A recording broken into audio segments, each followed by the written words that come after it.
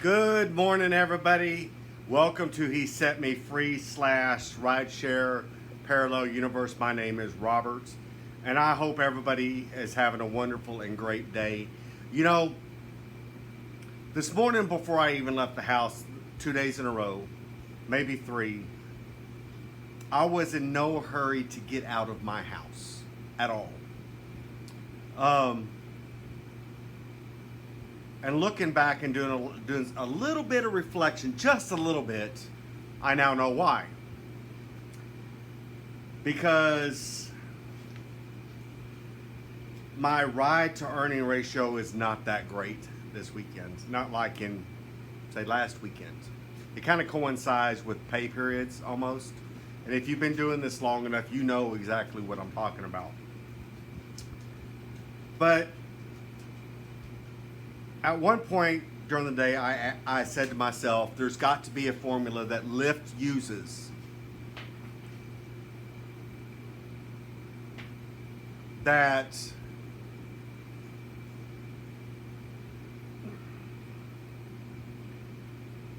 they don't want drivers to know about. A formula that the average person wouldn't be able to see unless you do what I do, and that's the spreadsheets, where you can physically see the numbers and look for trends, like I've said in the past, look for patterns, look for anything that makes sense. But in the past couple days, everything's been kind of jumbled.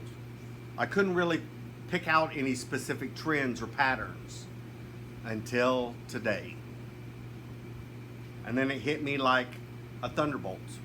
At one of those aha moments, the light bulb came on, if you will. And the reason for that is I finally figured it out. In Lyft's transparency clause, it says that they guarantee that you will take home at least 70% of your earnings after external takeouts. Tips are not included, nor bonuses. This is strictly a number, what Lyft takes divided by your total passenger cost equals the percentage that you're taking home. It's an inaccurate number. An accurate number would be Lyft's take plus external fees together, divide that number by your total earnings from passengers that day, what they paid, that's your true cost. And I guarantee you it'll be in the 60% or less percentile. But 70% is the magical number. 70% straight across the board. Meaning, if the math is right, whatever that total cost is, you're going to get 70%. Supposed to. The numbers don't add up that way. If you was to take out the external cost, then it probably would. But most of the time it varies. 69 or 0.59% is what you're taking. Meaning they're taking the other half. For every mile that you drive, what is your pay ratio?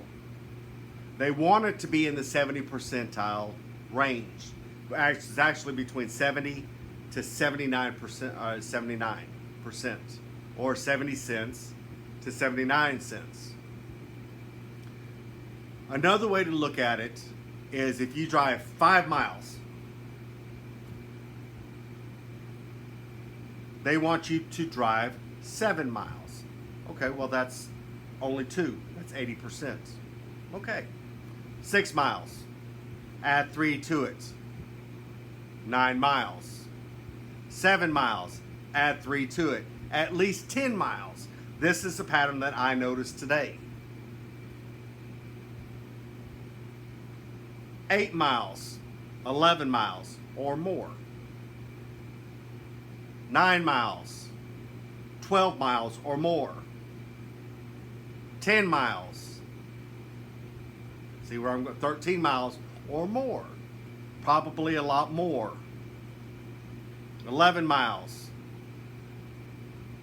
14 miles or more. Or $11, 14 miles or more.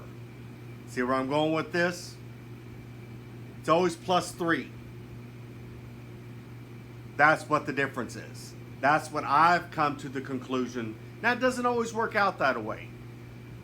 That's why whenever you go and you take shortcuts, that app will fight you tooth and nail to keep you from doing that. Now, there's been a trend over the past couple days that I have noticed. For every trip that I take a shortcut with, Lyft will ensure my next ride, I will not be able to take a shortcut. And in fact, since last week,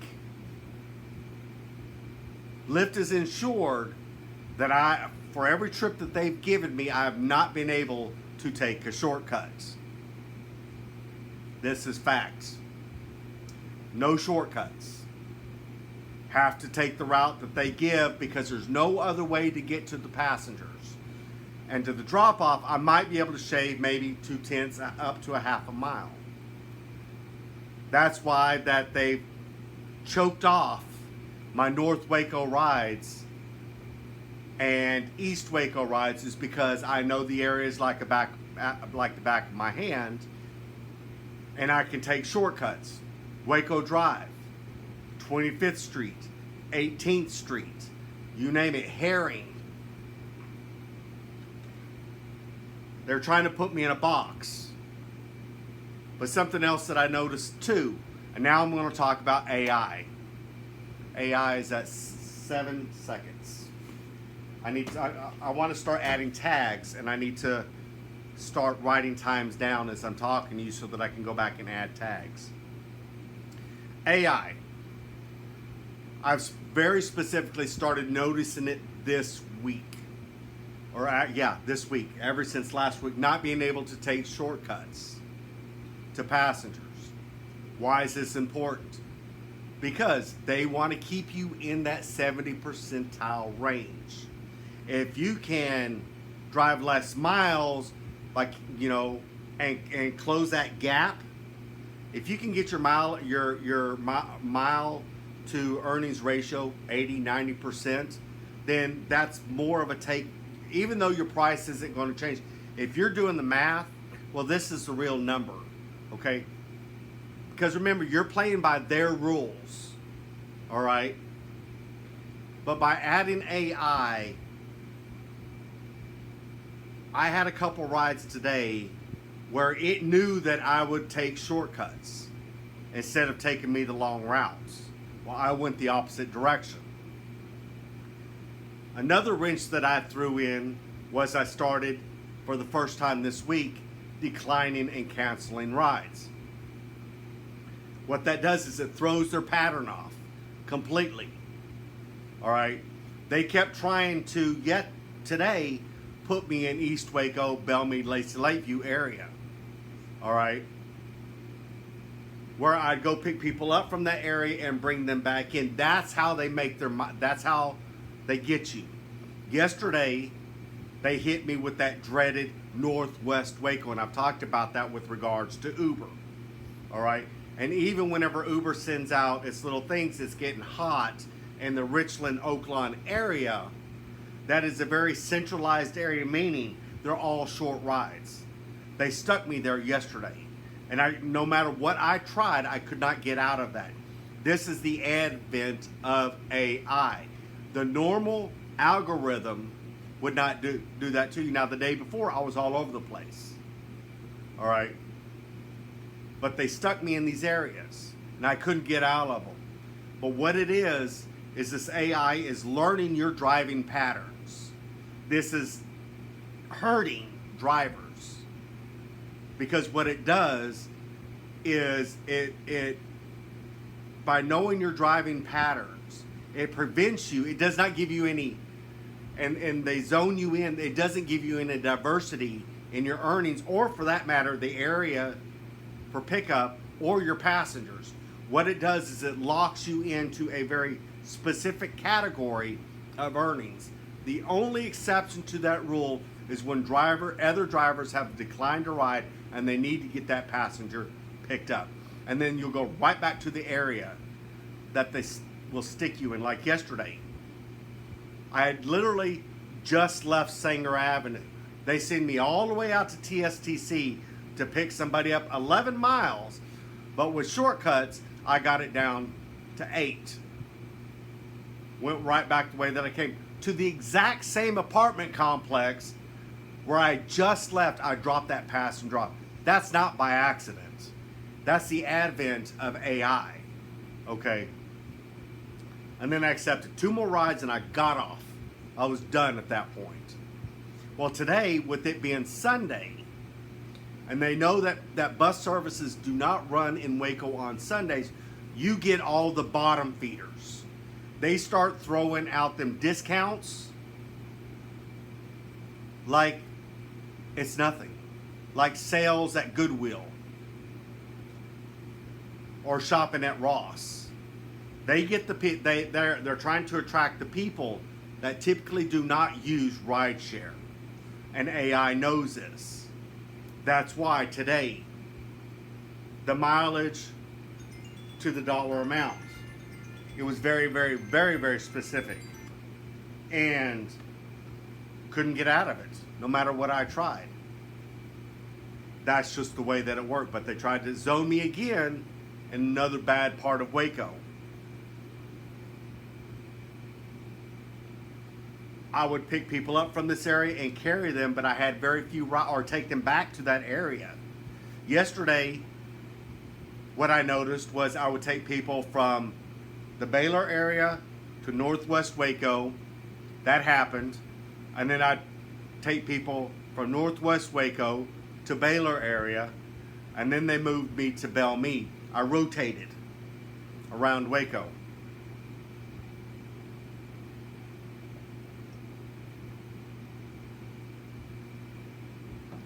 But AI is killing the industry. It creates no diversity. It sticks you in an area, and it regulates you to a certain amount of income. You will have a peak, and anything below that.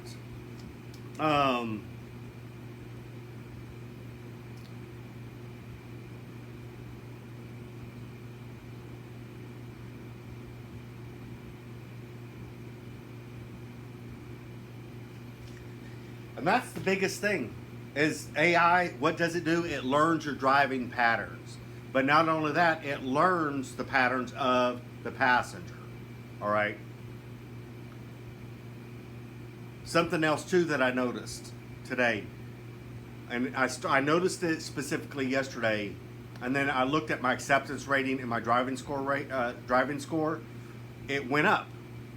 Whenever this is me personally, this is what I've noticed, that if my driving score or acceptance rating is above 95%, I start getting those crap rides.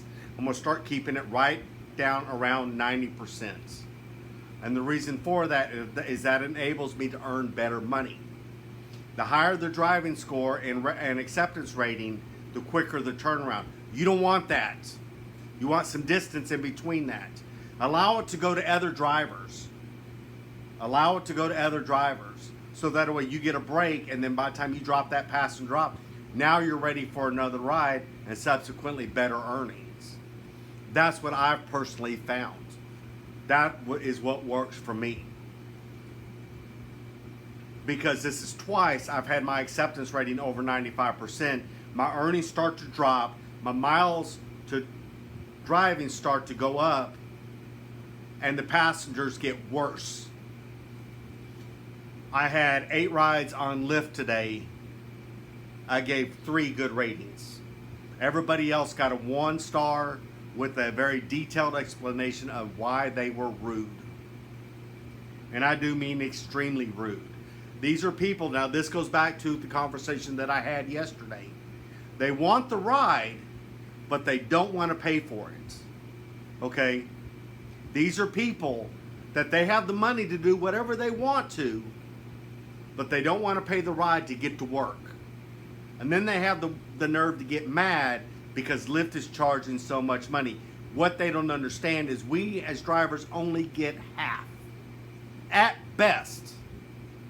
Now sometimes you'll get a little bit more because they can't get anybody to pick that passenger up. So therefore they've got to eat the cut on that, which I have found to be the case on quite a few rides. Now there's other cases with that where they've thrown a discount out. And you can tell, you're like, oh, that's not right at all. But I had another situation today where I've talked about it in the past. I had a ride that came across for 4.6 miles for an eighth of a mile drop off. Okay, I accepted it for $4. I'll not a problem. All right. The moment I dropped a passenger off, which I gave a bad rating, it went from 4.6 miles to 8.7 miles with an unknown drop-off address on Franklin. Franklin's a long street. But for the pickup address, it was very unclear as well too. They skewed the information. It's somewhere on Martin Luther King, I couldn't even tell you exactly where at. I'm like, I'm not driving 8.7 miles for a $4 ride to an unknown address that all it has is Franklin. Literally, don't know. Martin Luther King's a long road too. So, presumably that ride could have been 11 miles total for $4? No, absolutely not. I'm not doing it. Canceled. But I declined a ride prior to that because the money was too low for what they wanted me to drive just to go pick the passenger up, if that was even right. And then I declined another ride after the cancellation. I'm like, no. And then that threw the algorithm off, and then my ride started to fall off completely. See, something else I'm thoroughly convinced as well too is whenever you've declined so many rides or canceled so many rides like in a row, all of a sudden they put you in a wait status. 4 to 9 minutes. You want to know what that equates to? 15 to 30 minutes for your next ride. That's what that equates to. Because you'll be looking at the little thing it says, and it'll say 13 rides in the last hour. And it's still saying 1 to 3 minutes, and you've been sitting there 15 minutes. Well, why haven't I got any rides yet? Yeah. Attention to detail means everything doing this job. And I do mean everything. They are anticipating that you're not going to pay attention, which is why they take and they put the price so big so that you won't look at and the pickup address and the miles to pick up and the miles to drop off, and the drop off address is small light gray print so you can't see it. It's all by design. And everything that I'm seeing on Lyft in recent days is directly out of the Uber playbook. Almost verbatim. Almost verbatim. It could be probably considered plagiarism at this point. But this is what I noticed. But yet, this is my income. But I bring this stuff to you to make you smarter out on the roads. Because I don't want anybody else to go through the exact same things that I've had to learn the hard way. But like I tell people, I said, Lyft gives me something to talk about every single day. And it's something new. Every day they give me something to talk about. Because I notice something new. I notice trends. I notice patterns. It's the smallest detail. And if you was to start doing the spreadsheets that I do, you would see the numbers too. Because numbers don't lie. They don't want you to be educated about how that app works. Because when you know, then that gives you power. And they no longer have power over you. The big problem that we now have to face on Uber and or Lyft is now we're dealing with AI that is learning our driving habits and what we do and how we drive. Because something else too is they want to slow down your earnings. Lyft fought me tooth and nail to keep me from, I never did hit 700 for the week. I hit 660, to be honest. They slowed down my earnings just like Uber did before I quit driving for them on a regular basis. Because that Uber did not want me to get over $600 in the course of a week. And it was noticeable. Very, very, very noticeable. To the point that you could not deny it. My mileage went up to pickups and drop-offs, but my earnings went down. As long as they can get a driver, and I will hammer this until I can't hammer it no more. As long as they can get you to pick that person up at a discounted rate, like the trip that I told you where they changed the miles, then why should they pay anybody any more money? Why? Because they already promised that passenger, this is what you're going to pay for that ride. They can't get anybody to pick the person up, so he's left stranded. Oh well, that's a Lyft problem, not a me problem. I might have been born at night, but I wasn't born last night. So I hope this video has brought you some more information that's vital in the fight against us against them. That's just the way that you have to look at it. Today was a Sunday like I had 3 weeks ago. And it was too obvious. Sundays are bad days. The money's okay, or can be, but the problem is you get sludged. You get the return rack at Ross. That's exactly what you get. Where people have already tried it on, they've returned it because it doesn't fit right, so they have to discount it that much more. Or here goes a better solution. It's 6 weeks after Christmas, and it's now at 90% off because nobody wants it. It's discounts.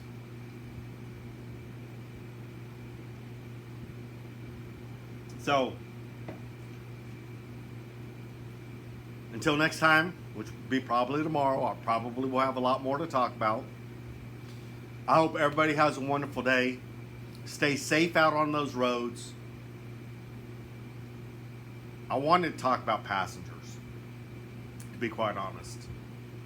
Because whenever Lyft starts throwing out discounts, you get these entitled under 25 people. And I'm going to tell you what, this may sound misogynistic. Females under the age of 25 are the worst passengers on the face of the earth. They are rude. They are entitled. They think they're entitled. I had 4 passengers. I said, good morning. How are you doing today? Nothing. How's your day going? Good. Well, my day's going fine. Thanks for asking. Well, I hope you have a wonderful day at the end of the trip. Nothing, and they get out and shut the door. 4. And it's typically like that. Bad. Horrible people. Under the age of 25. Females are the worst passengers in the world. I'm sorry. I'm just going to be blunt about it. They are horrible. So, and it doesn't matter what kind of race they are. Straight across the board. Straight across the board. So anyway, y'all have a wonderful day, and actually I'm going to talk about one more thing. I'm sorry. That situation that I had with Lyft yesterday, with not being able to call passengers to cancel, so that I could cancel the ride. I kind of mentioned it yesterday, but I want to bring it up just a little bit more. There was something very off about that. And even the first ride. And I'm going to pose this question again, because the more that I think about it, the more that it makes sense. What if Lyft turns off its ability for you, the driver, to call the passenger, with passengers that have a tendency to be late and have high cancellations? That they turn it off. They play stupid whenever you reach out to them about it, so that they don't have to charge the passenger money and force a cancellation point upon you. Because I found something very interesting. The moment that I canceled that ride, that passenger came outside. Seconds after I canceled the ride. And I've been sitting there 15 minutes. As she claimed that her phone died. Well, that doesn't happen by accident. You knew I was coming. Why wasn't you ready? The 12 minutes after you initially texted me that you were on your way. Now, there's another thing too that could be a very likely scenario. That this was a meticulous event so that passenger could continue to get discounts for future rides. She could have ordered another ride right after I left to get a discount. Not have to pay anything. Uber used to do it. I don't know what Lyft does. That way Lyft has to pay, but Lyft has to pay the driver something. Has to.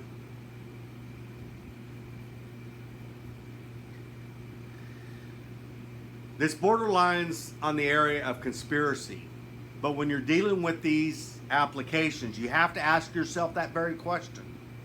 Because you have to say to yourself, I put nothing past them. Nor do I put anything past the passengers at all.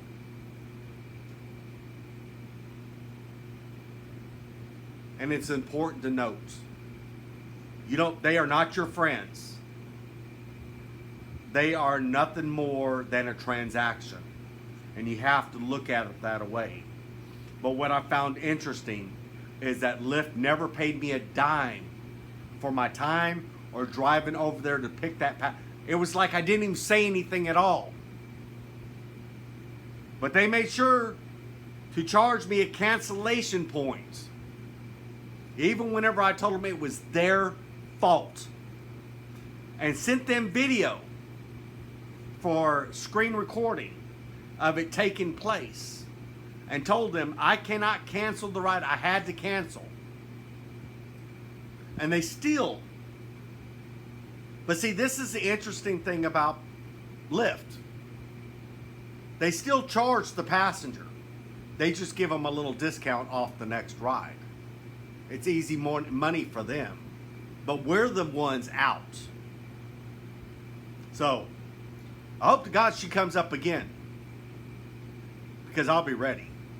I had to delete Lyft off my phone just to make sure.